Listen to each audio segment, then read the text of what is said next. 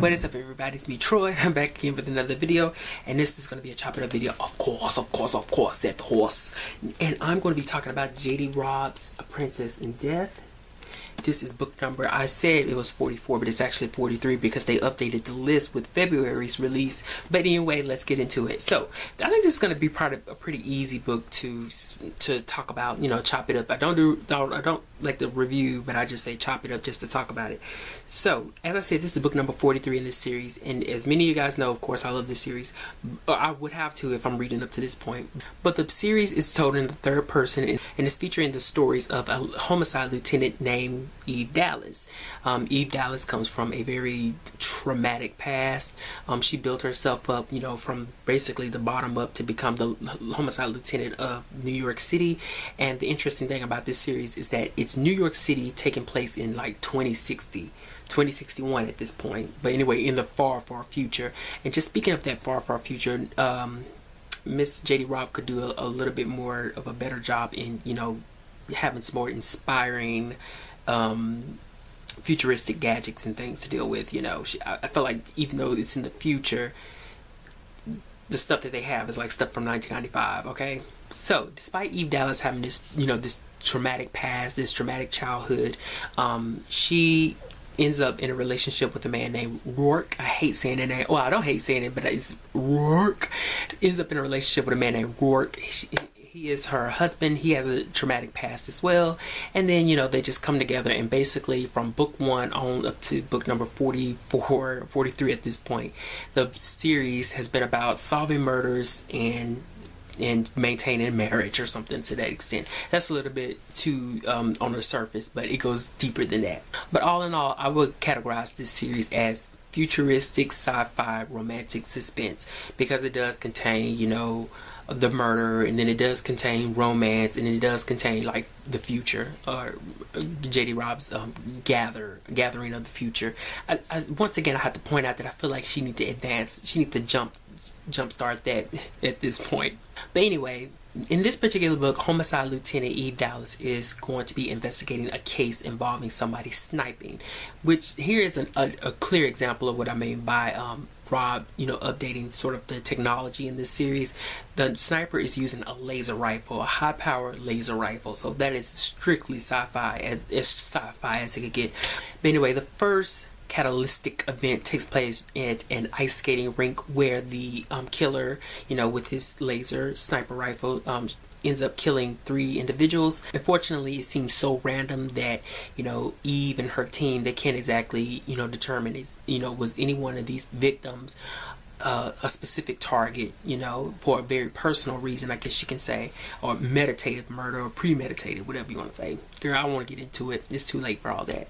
The point of that is that it takes the next shooting incident for Eve and her team to start to gather, you know, the clues as well as the ties between several of the victims in both situations, and that leads them on this long thread where they uncover who exactly is most likely or potentially behind these shootings. And the interesting thing about this book is that while it starts off as just a traditional kind of mystery, or traditional kind of police procedural mystery, you know, where you don't know who the person is or anything of that nature, maybe about a quarter of a ways through, it becomes an open mystery where you do know who the antagonist is, as well as their methods, and a little bit of pieces of as to why they're committing these crimes. J.D. Robb actually did a great job of painting her villain in this one. The villain in this particular book consisted of a team, a duo, and just let me tell you, where Robb goes with the villains in this book, you know, like I said, I believe that these are some of the more better written villains than in the past 2 books, because in the past 2 books I found her villains to be kind of cartoony and comical, although they were insanely dangerous, especially in Devoted in Death, you know, check that out. But the villains in this book, I feel like their storyline or their thread and their reasoning was a little bit more, or a lot more, I can't say realistic, because, you know, I don't live inside of an insane person's brain, but I feel like it was more believable. It was a little bit more believable as to why these villains were doing what they were doing. So I do want to say that J.D. Robb did a great job of making villains in this book. But not only that, I feel like she steadied and paced her way toward like unfolding that whole theme of nature versus nurture within this book, which made it like even more, I was like, JD Robb getting kind of deep now, because like I said in the previous couple of books, I just felt like she was just writing down, you know, willy-nilly crazy psychopathic, you know, villains or whatever. But this is the first time that I felt like she wrote, no, not the first time, but this is one of the times in recent books that I felt like she wrote villains who had some kind of a sense of substance to them. You know, I almost kind of feel funny if I keep bringing up that nature versus nurture tag, but that really is the theme of this book. You know, it's when you have a problematic child, you know, in this, we can really get into this, but I'm not going to do it because I'm not that kind of channel girl. I ain't got time for all that. But when you have a problematic child, you know, how much of it is something that's inherently, you know, affecting them and their behavior, and how much is it is something that you nurtured within them, you know, to create like the quote-unquote dark seed. So JD Robb did a great job of that. But you know, outside of that, everything in this book is probably just standard and traditional. Like I said, we're in the 43rd book, so we already know Eve Dallas. We all know her team. We know what, you know, we know what Finney does, the character of Finney does, who is good with electronics. We know what Rourke does, her husband, who is a civilian consultant, and we know what Detective Peabody does, which is, you know, she's Eve's partner and everything. So none of that is new, none of, you know, and that's one of the things that really kind of drive me crazy about this series, is that even at 43 books in, I still don't feel like that JD Robb actually gave each of these characters the opportunity to sort of challenge each other's and challenge the readers. You know, there's so much focus in this series on relationships, but at the same time, the well is freaking dry at this point. Like, it is so dry. And earlier in the series, there was a lot of conflict between characters that would make the series so much more interesting and made the relationships so much more interesting. But at this point, it's just like, it's really dry. Like, I love the characters, I love watching them interact with one another, but it's so routine at this point. Like, I need to just say this over and over again. JD Robb, you're 43 books in, you have got to shake up the ground in this circle of characters that you have. Like, you have got to shake it up. And let me tell you this right now, Rourke making a new office for Eve Dallas, he gave, in the past, he gave this girl a new coat, a new car, and in this book he gives her a new office to work with. That does not, to me, that does not constitute growth in a relationship. I'm sorry. Like, the fact is that he has the money to do it. He's like a billionaire, so what's the big, you know, like, what's the big deal with that? No, you need to bring it back. That you need some conflict. You need some conflict with your characters. Like that, I'm just saying, like this. You just need conflict. I read the books because of these characters, and I love how she does her procedurals sometimes, and I love how she, you know, she's always has a fresh idea that she's playing with.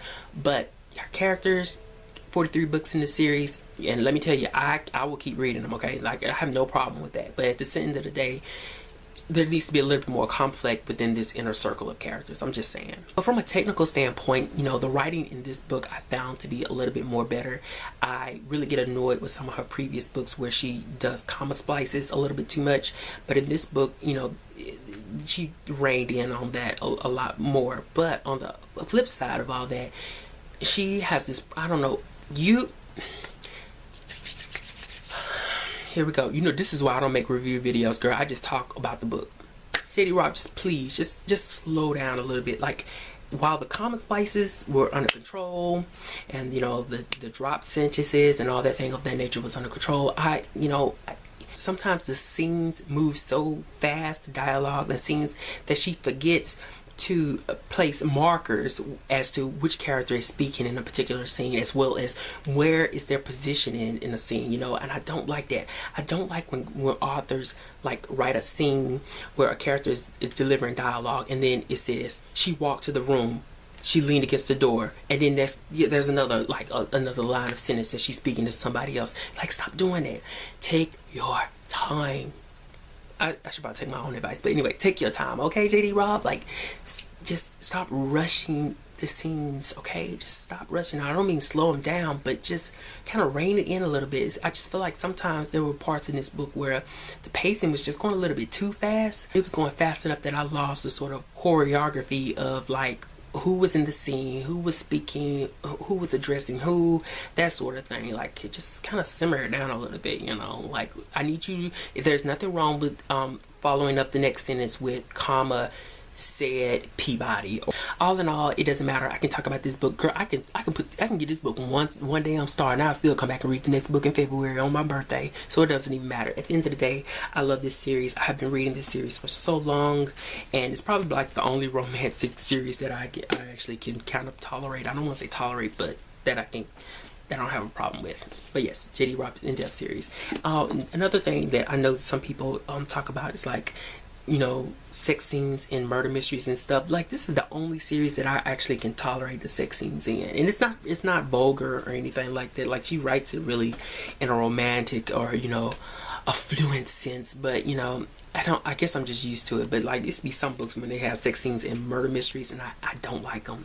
I don't like them. Like, sex scenes and even relationships, they should be handled, you know, diplomatically. But in this series, because it is a couple of Eve Dallas and Rourke, I actually love these guys as a couple, even though I think Rourke is a little bit over exaggerated, but it doesn't matter because he's written for the women. But you know what I mean. But anyway, that's it, guys. I know I'm whispering, but you know, it's so late at night. I gotta go. Peace.